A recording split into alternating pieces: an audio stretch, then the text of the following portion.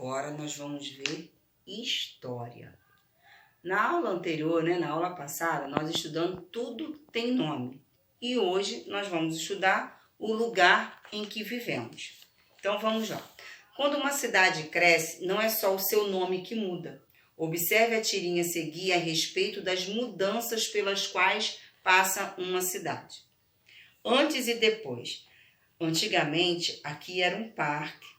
Hoje, o parque foi demolido e no lugar está sendo construído um shopping. Neste bairro costuma haver somente casas. Hoje só há prédios.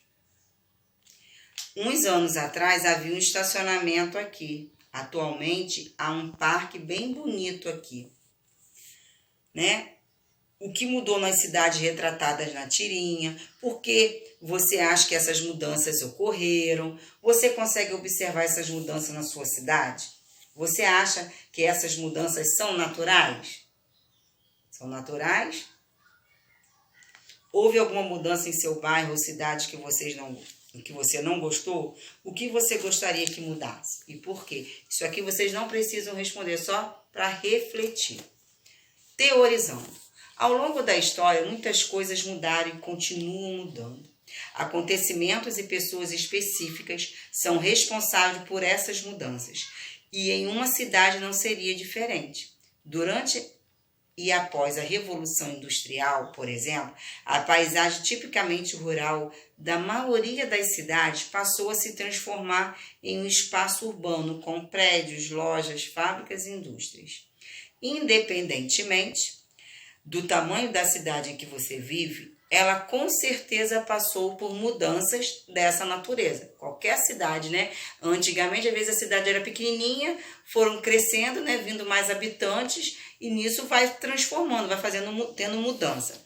Aqui é o Viaduto do Chá, que agora é assim. As imagens acima retratam o Viaduto do Chá em São Paulo, que foi o primeiro viaduto construído na cidade em 1892. Algumas coisas podem ser observadas. Então, vocês vão ler o que pode ser observada nessas imagens, na página 15.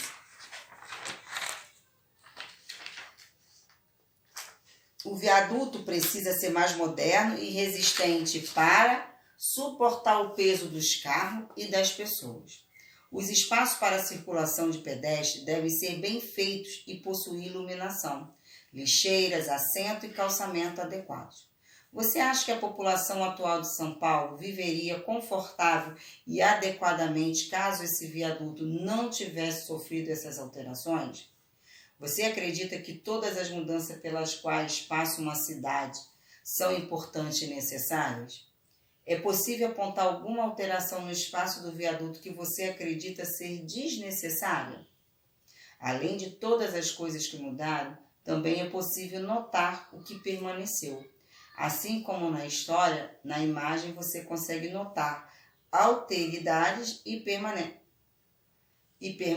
isto é, coisas que ficaram e coisas que não existem mais. Conforme nós já havíamos discutido, as pessoas que passam pelo mundo são responsáveis, de uma forma ou de outra, pela construção da história. Essas pessoas escolhem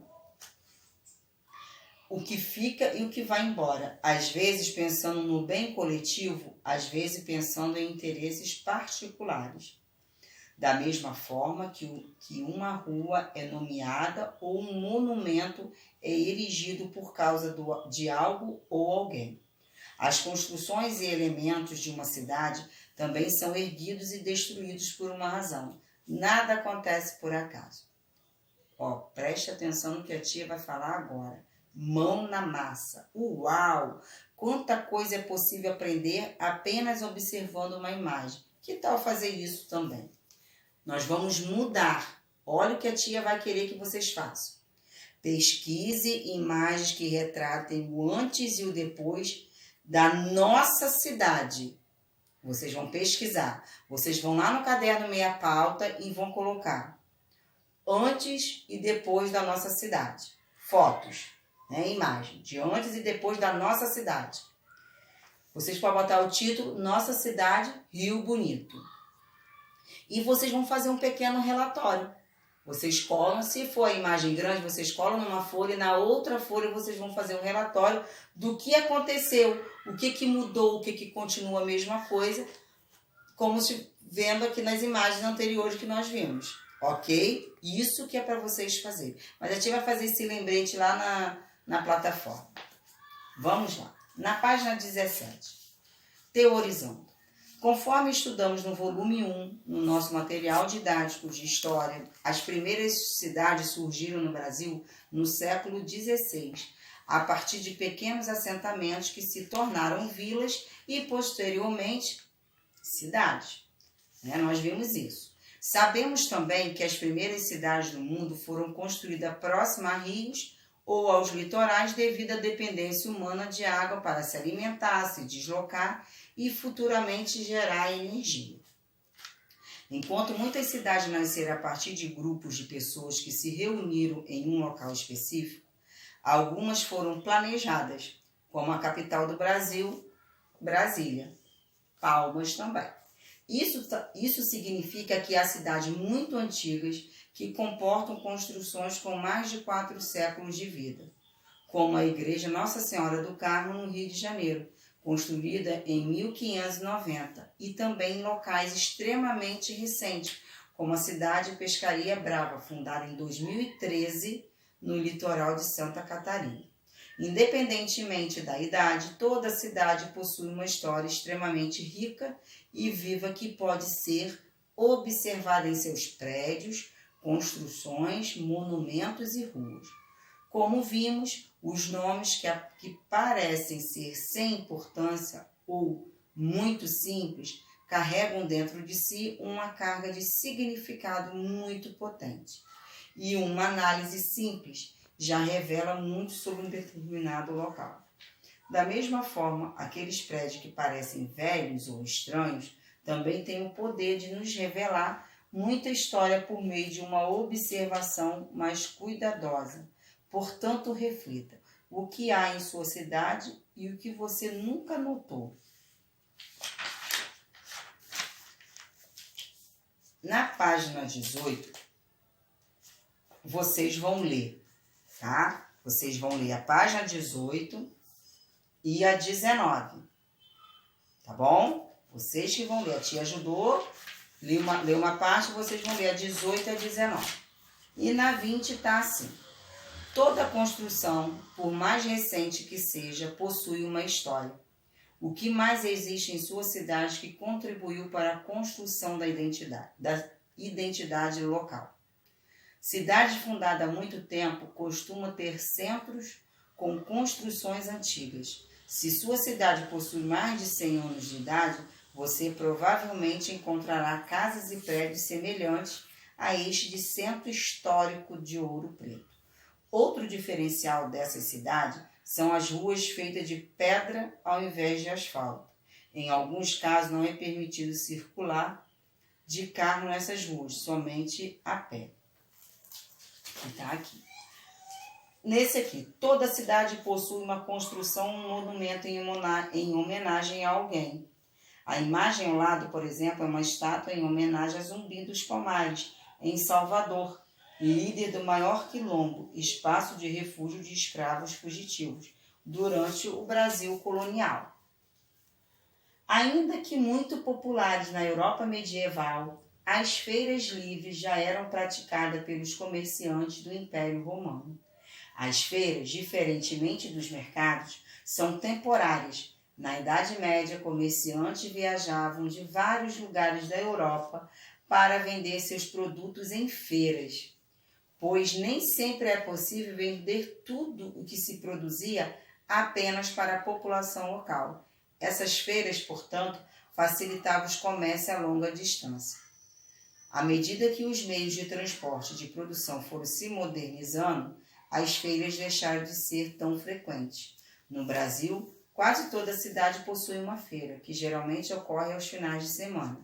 Nelas é possível comprar alimentos caseiros em geral, frutas e verduras orgânicas, objetos, enfeites, decoração, roupas. né? Aqui em Rio Bonito tem a feira, lá no perto do mercado municipal, todo sábado. Todos os exemplos anteriores são de espaços públicos, isto é, são voltados para a população em geral. Há diversos serviços e espaços em uma cidade que são públicos, como o posto de saúde, a polícia, os bombeiros, as praças e parques, as ruas e calçadas, os prédios públicos como prefeitura, Câmara dos Vereadores, universidades federais, enfim, tudo aquilo que foi feito pelo governo é um bem público, né? Os espaços privados, por outro lado, são aqueles que pertencem a alguém ou a um grupo de pessoas. A sua casa é um espaço privado, por exemplo, pois ela foi adquirida, construída ou alugada para seu uso individual. Uma loja é um bem privado, voltado para o atendimento do público, que só pode frequentá-lo em horários específicos. Casas, lojas, estabelecimentos e empresas são exemplos de bens privados. As cidades em geral são compostas por uma mistura do público e do privado.